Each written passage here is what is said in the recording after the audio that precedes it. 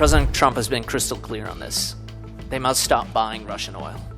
And I believe almost every single member of this committee has co-sponsored Senator Graham's legislation, which has proposed a 500% tariff on secondary purchase and reselling of Russian oil.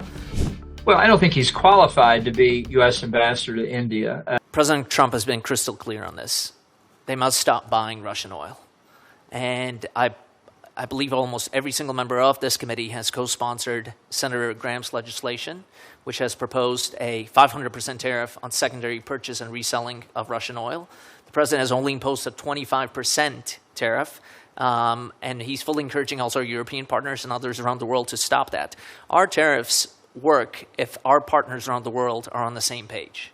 If we're unilaterally putting tariffs on someone, but they're able to buy the same oil and resell the same oil through China, through India, through Brazil, that's a problem. And so we fully intend on fixing that.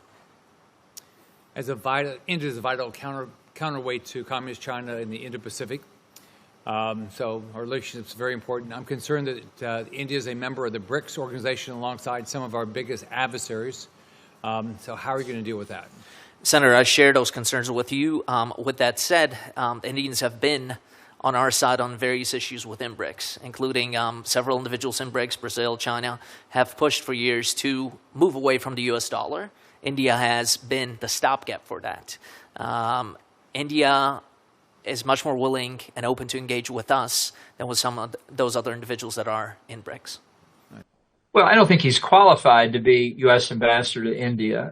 I think this issue, when we look at the purchases of Russian oil,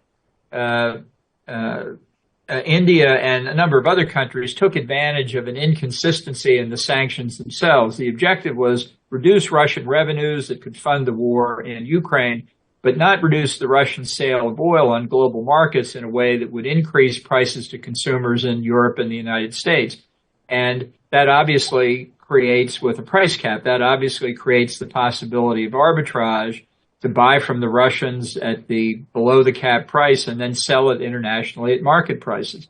So I think many would argue that there was not even a technical violation of the sanctions, and people can talk about that. But here's what the fundamental objective should be: we don't want to fuel the Russian war machine, and so in that case, what two close friends ought to do is say, look, we would like you to buy oil somewhere else. Now let's find a way to transition away from Russian oil and not just say we're going to hit the entire Indian economy, not just the people who are purchasing the oil, but the entire Indian economy with an across-the-board 25% tariff.